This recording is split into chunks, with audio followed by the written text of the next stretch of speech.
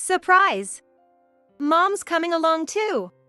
With those words, my husband's excited voice echoed through the entryway. Behind the cheerful husband and mother-in-law, I stood, unable to hide my shock. And for good reason. After all, the trip my husband mentioned his mother was joining us on was our honeymoon. As I stood confused, unable to comprehend what my husband was saying, he pursed his lips and frowned. "What's the matter? Aren't you happy?" Happy? That was the last thing I could be. He must have known that. After all, I had repeatedly expressed how terrible my relationship with my mother-in-law was. She seems unable to forgive me for stealing her precious son. Whenever she sees me, she piles on the sarcasm as much as she possibly can. The tricky part is, she never shows this side of herself in front of my husband. She plays the part of the good mother-in-law perfectly. Because of this, no matter how much I confided in my husband about being mistreated, he barely believed me. However, he should have been well aware of my discomfort around her. Yet he planned something like this. What was he thinking? "Hold on, it's today? There's no way we can get a flight or hotel now." Of course, I hadn't booked anything for his mother. Trying to tag along without reservations during the peak travel season is unimaginable. As I explained this, my husband snorted as if it were obvious. "Well, give me all your tickets then. I'll go with Mom." He reached out as if it were the most natural thing in the world, leaving me speechless. Really, what is he thinking? This isn't just any trip, it's our honeymoon. What kind of husband would go on his honeymoon with his mother? No, even a regular trip with this mother-in-law would be dreadful. As my mouth fell open in shock, my mother-in-law had a triumphant look on her face. It must be a proud moment for her, her son choosing her over his wife. "Come on, hurry up. I paid for it, so it shouldn't matter, right?"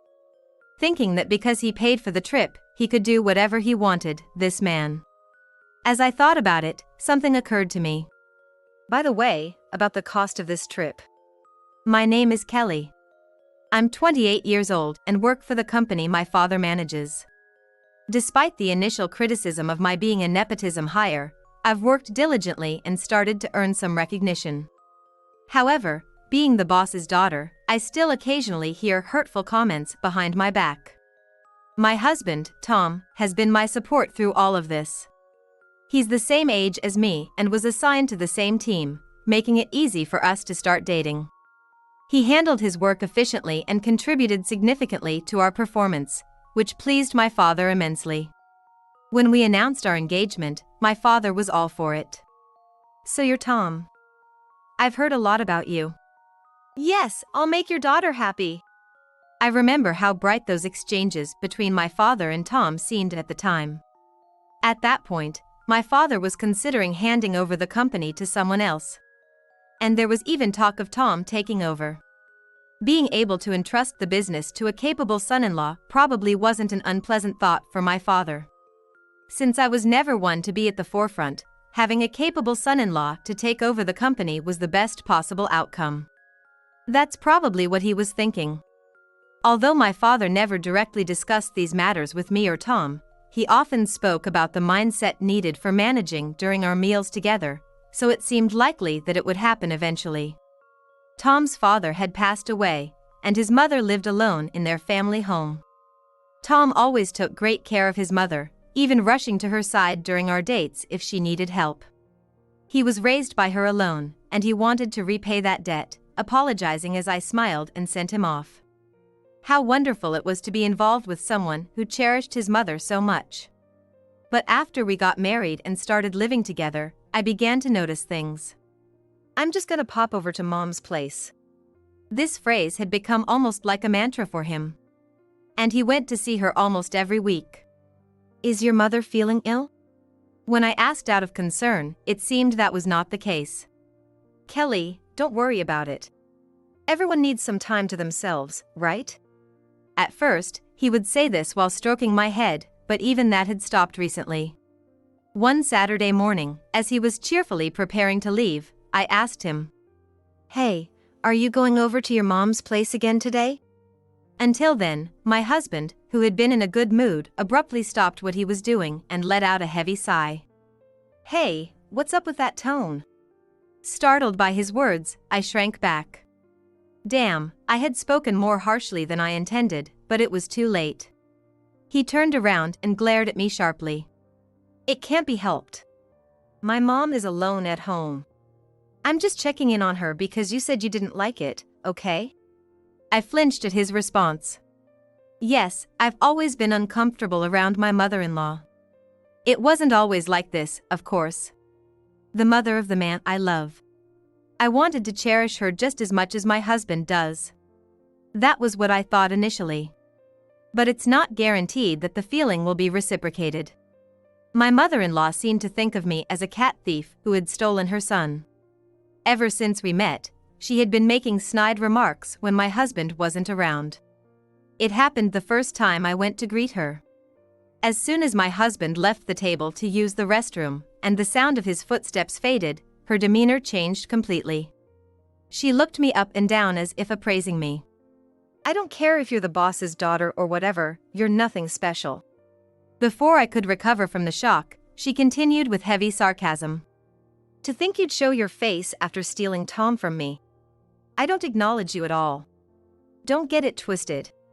She sneered at me, taking me aback, and slurped her coffee. Naturally, she hadn't served any coffee in front of me. "Hey! Don't talk to me. It's creepy. Why did I have to face such hostility from someone I had just met?" Even though I tried hard to speak up, she dismissed me immediately. As I stood bewildered, feeling utterly isolated, the sound of my husband returning from the restroom reached my ears. And just like that, as if nothing had happened, my mother-in-law suddenly smiled warmly again and offered me coffee as if she had just remembered. "Oh, I'm sorry. Here I am not even offering you coffee." With a light laugh, my husband, who had just returned, forced a wry smile. "What's going on, Mom? You haven't served the coffee yet?" "She's a lovely girl, Tom. I just forgot to offer the coffee." Saying that, she smiled kindly, appearing to be a good-natured person. I'd be happy if Kelly would feel comfortable talking to me without any reservations. I felt a chill down my spine. Ever since then, my mother-in-law has continued to make cutting remarks whenever my husband is not around. It's like Dr. Jekyll and Mr. Hyde. My husband must be unaware of the malice she shows only to me. Despite my attempts to talk to him about it, he always insisted, "My mom would never say that. If you hate it so much, you don't have to see her." My words never seemed to convince him, and he looked disappointed. At first, I pleaded earnestly.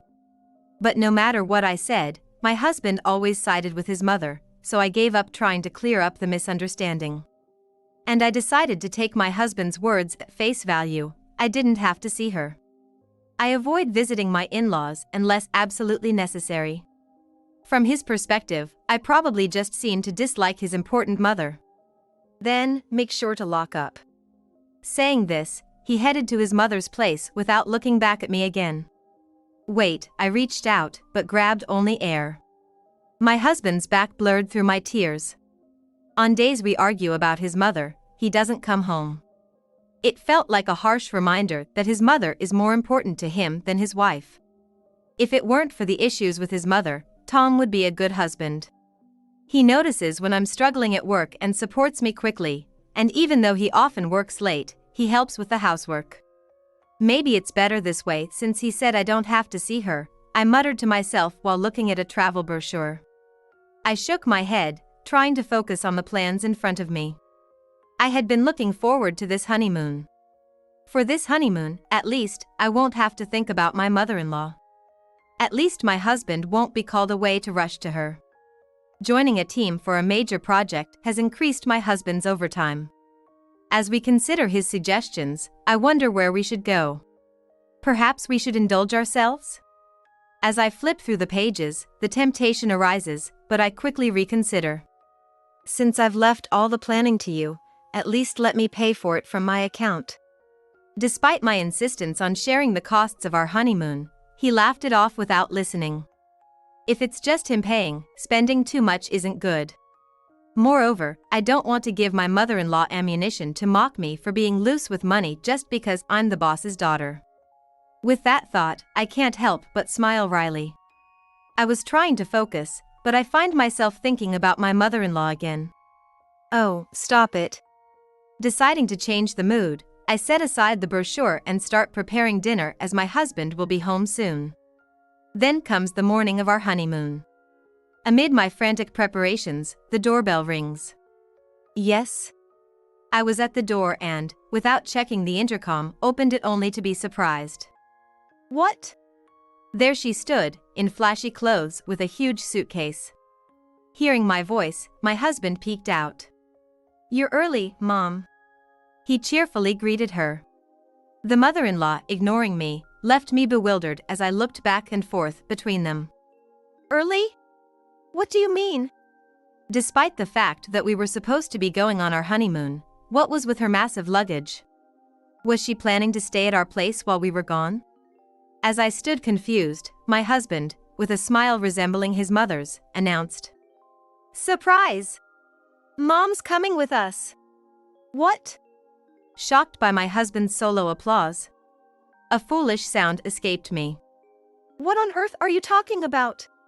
Like I said, Mom's coming on our honeymoon.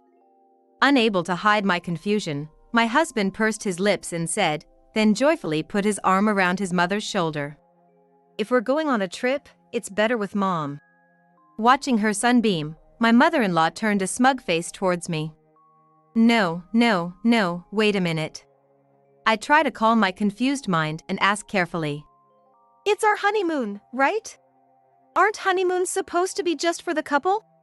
I mean, if you really wanted to invite an important family member, shouldn't you have discussed it first? Am I wrong? I'm not wrong, right? Yet why do they look puzzled by my words? It's like we're not speaking the same language, and I can't believe what my husband is saying. Furthermore, my mother-in-law, seemingly pleased by my distress, even starts humming. Why do we have to argue on what should be a joyful honeymoon day? And a surprise? What do you mean by springing this on the day of the trip? What's the big deal? I paid for it, so it's fine. My husband snaps, noticing my stunned expression. No, it's not fine. Was his insistence on paying not to ease my burden, but to make sure I couldn't object to bringing his mother? Wait, you can't just spring this on me. It's obviously impossible. I say, sighing in frustration. Both my husband and mother-in-law start to look visibly upset. What do you mean, impossible? Oh, Kelly just doesn't want to travel with me. My mother-in-law complains as if she's the victim, my husband acting childishly, mirroring her tone. My headache intensifies. It's not about wanting or not wanting. Tom, did you even book the flight and hotel for your mom? He looks baffled. Huh? We can book that now. That's impossible. Do you know how far in advance I had to make reservations? I raise my voice, incredulous at their lack of planning. Could they really have thought it would all just work out on the day? Though I had resolved not to splurge, the hotel I booked was quite nice. Especially now during a peak travel period. There's no way there are vacancies on flights or at the hotel now. I argue, and my husband nonchalantly holds out his hand. Then give me all your tickets. What? I ask, utterly bewildered. Just give me your tickets if there aren't any for Mom. I paid for the trip, so I'm ordering you. As my triumphant mother-in-law's face comes into view, everything before me goes dark. What? What does this mean? What am I being told? Since Mom went through all the trouble to prepare, I'll go on the trip just with her. We can go on a different trip together later, Kelly, okay? My husband's rationale, prioritizing his mother as naturally as breathing, leaves me unable to keep up. Or does he think everything will just smooth over if he goes on the trip without me?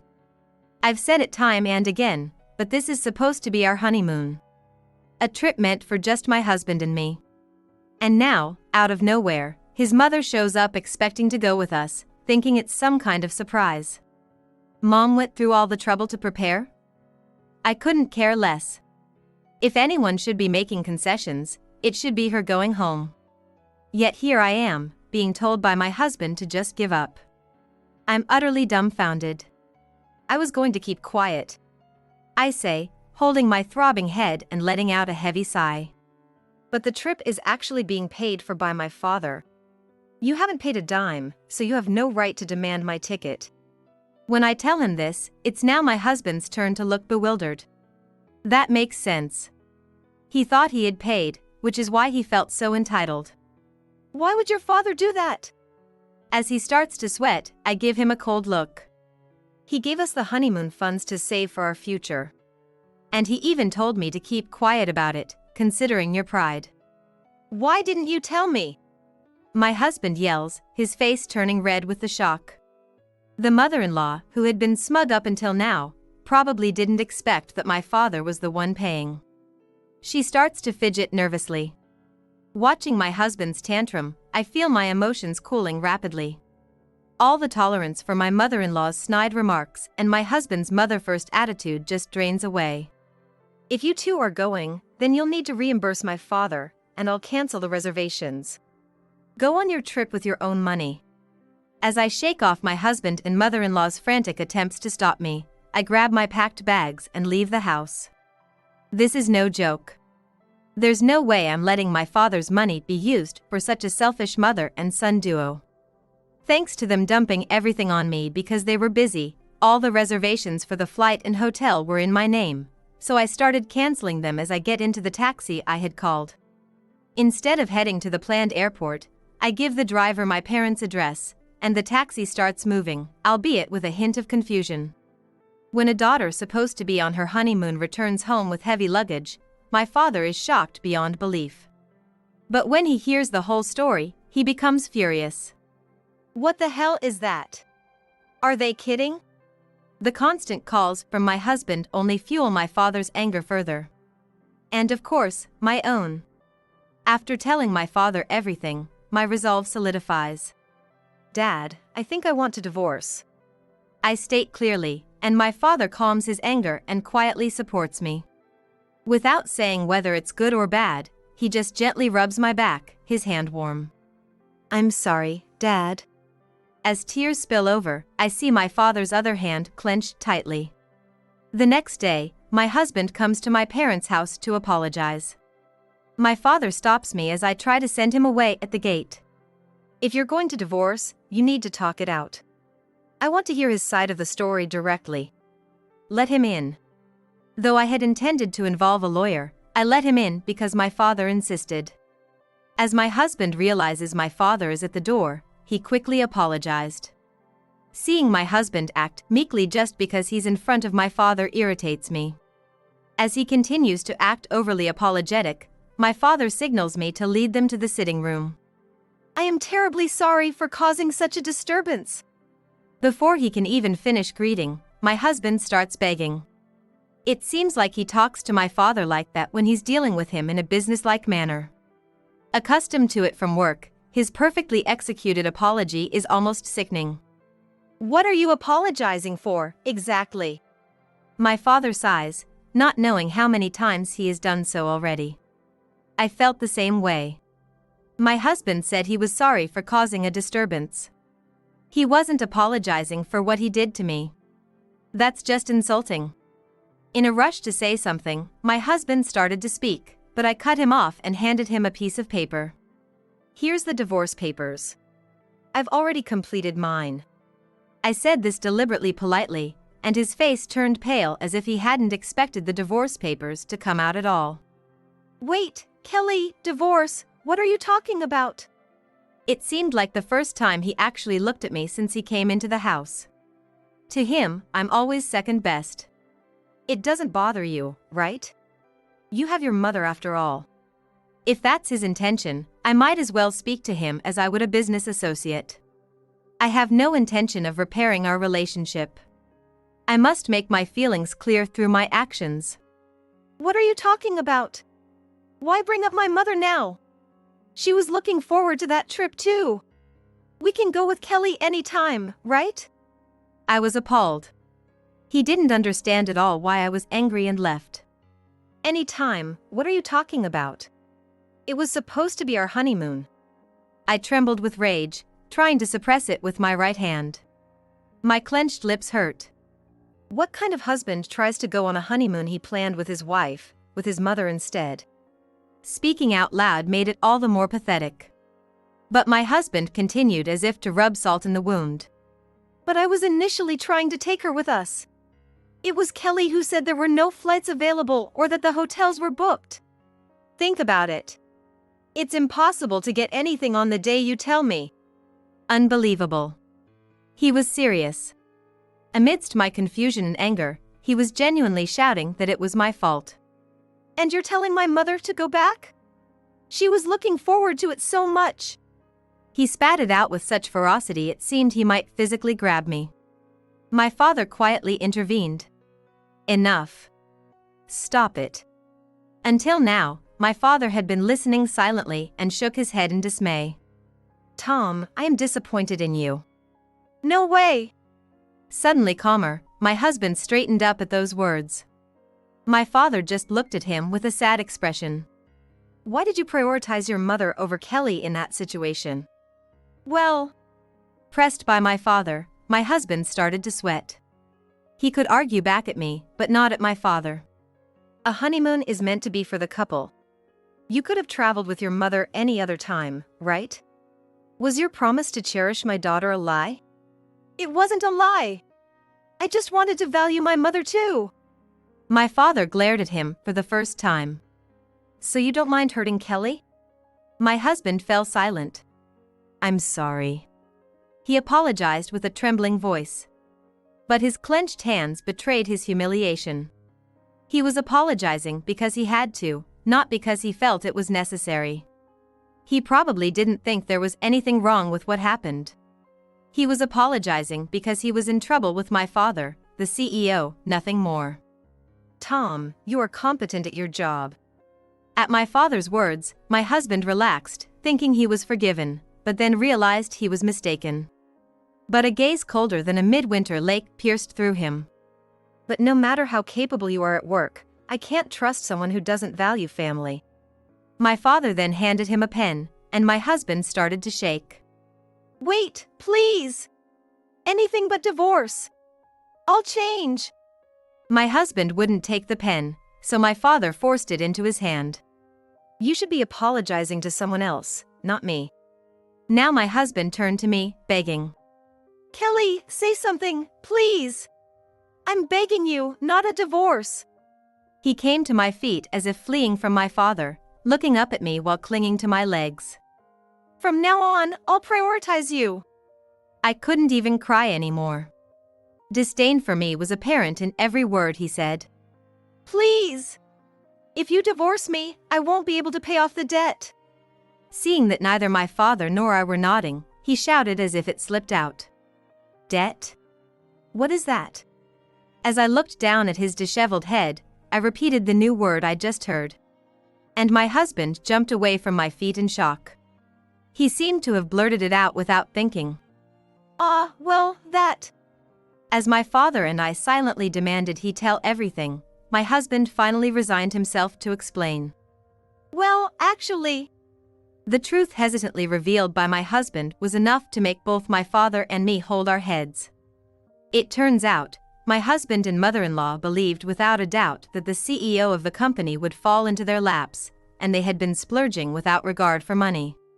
The reason he went back to his mother's house every week was apparently because they were spending money together. There's even less reason to keep the marriage now. My father, utterly contemptuous and speechless, watches as my husband finally shows a genuine act of contrition. Please wait. If you divorce me, I won't know what to do tomorrow. His repeated apologizing was almost comical, like a toy I'd seen somewhere. That's none of our concern. I send a dry look his way and just wait for him to sign the divorce papers. There's nothing more to talk about, so my father and I quietly sip our coffee. Of course, none for my husband. Though the divorce papers were somewhat coerced, the divorce went through without a hitch. The lawyer my father hired was incredibly capable, and apparently, negotiations went smoothly, partly because I had kept a detailed diary. We even claimed alimony that included the cancelled honeymoon costs, and there was an attempt through lawyers to reduce it. My father told me he had rejected it before I could even respond, and I couldn't help but laugh.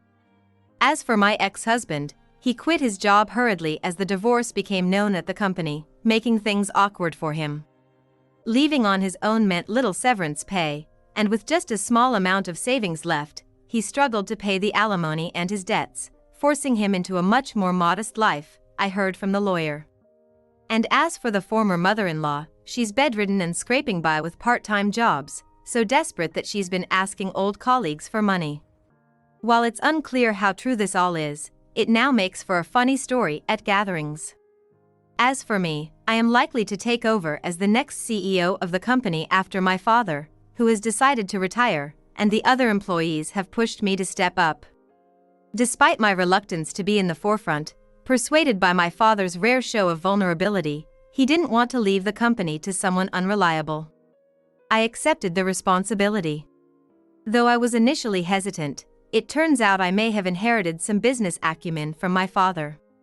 With his support as chairman, our company's performance has continued to improve.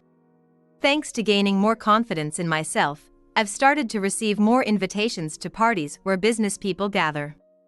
I'm not thinking about a new romance just yet, but maybe it's time to take the next step.